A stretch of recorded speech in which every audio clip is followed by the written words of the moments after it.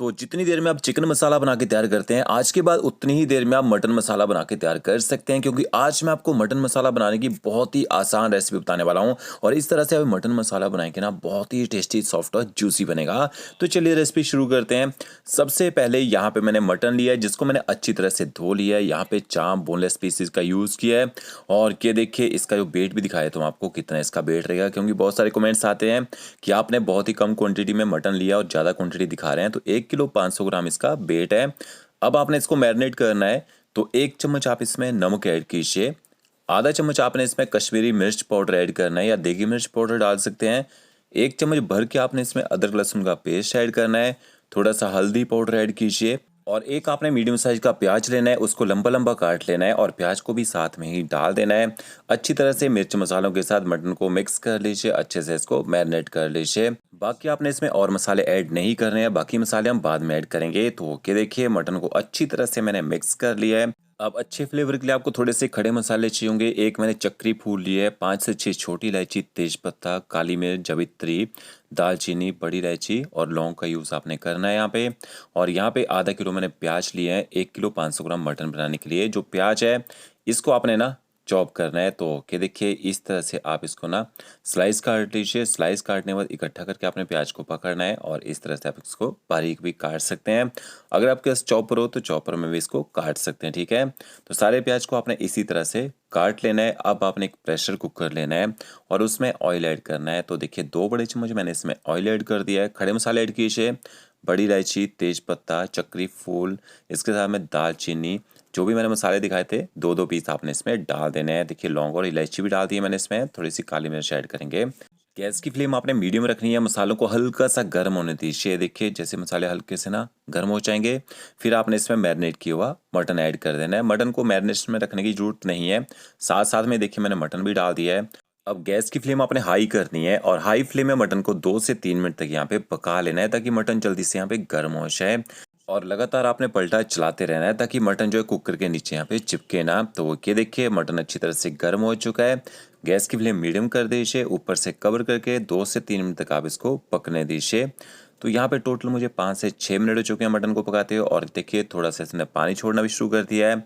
अब high flame में इसको थोड़ी देर यहाँ पे भून लीजिए। जितना अच्छे से मटन को आप भून के बनाते हैं ना, उतना ही बढ़िया इसमें टेस्ट आता है। तो तब तक आपने इसको भूनना है जब तक इसमें आपको पानी दिख रहा है वो पूरी तरह से खत्म ना हो जाए। तो मुझे यहाँ पे 9 से 10 मिनट हो चुके हैं मटन को पकाते हुए। अब इसके बाद आपने इसमें ना पानी ऐड करना है। तो गर्म पानी का यूज़ करना है, ठंडा पानी डालना है। ये देखिए लगभग 3 से 4 कप आप इसमें पानी ऐड कर दीजिए। और इसके बाद आपने ना कुकर को ऊपर से कवर कर देना है और मटन को आपने ना एक विसल आने के बाद 12 से 15 मिनट तक इसको मीडियम फ्लेम में पकने देना है। इतनी देर में मटन जो अच्छी तरह से पक जाएगा। और प्याज को मैंने चॉप कर लिया था।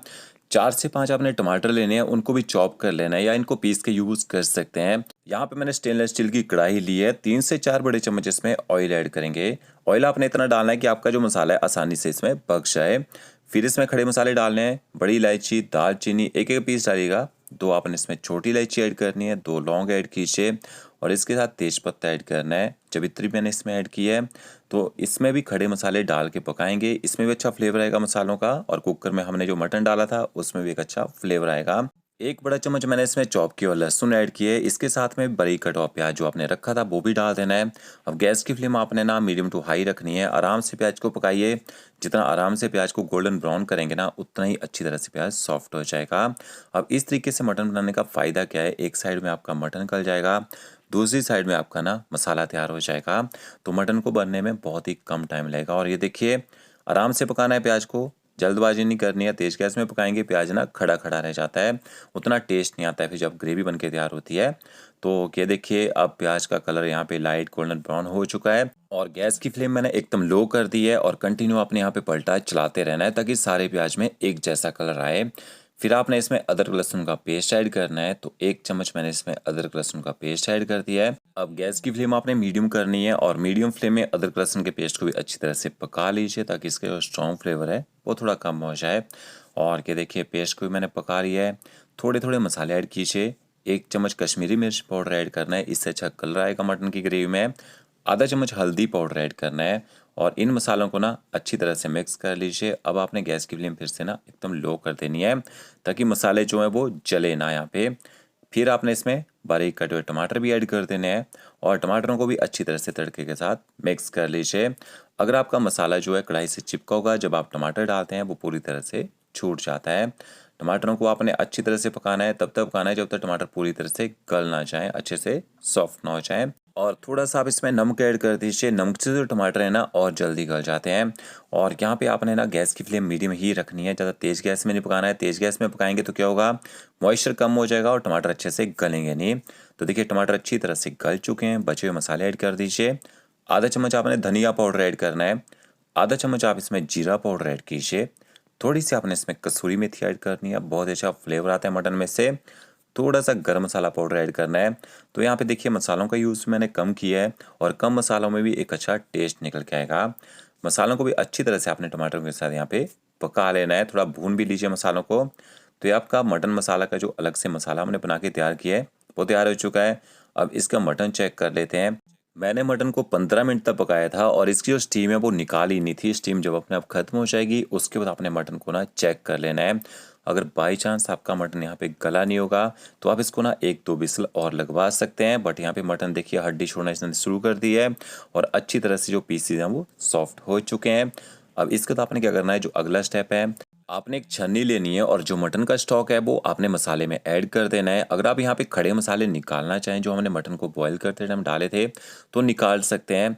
और साथ में ही डालना चाहें तो इस तरह से देखिए मसाले भी साथ में ही डाल दीजिए। अब आपका क्वेश्चन होगा कि मटन के अंदर तक मसालों का अच्छा टेस्ट नहीं आएगा। जो हमने मटन को ना मसालों के साथ बॉईल किया था उनसे एक अच्छा फ्लेवर आ चुका है मटन के अंदर तक। और 8 से 10 मिनट तक आपने मटन को ना यहाँ पे इस मसाले के साथ पका लेना है, ग्रेवी के साथ पका लेना है।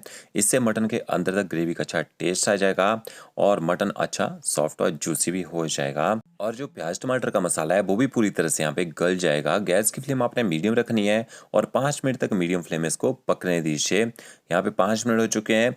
अब यहाँ पे आप अगर मटन को थोड़ा सा ड्राई करना चाहते हैं तो गैस की फ्लेम ना हाई कीजिए और हाई फ्लेम में इसको 5 मिनट तक पकने दीजिए। और मैं आपको एक बात बताना भूल गया, अगर कुकर में कभी भी मटन ज़्यादा गल जाए तो आपने क्या करना है ना, जो इसका स्टॉक रहता है उसको पहले प्याज टमाटर के मसाले के साथ पका लेना है।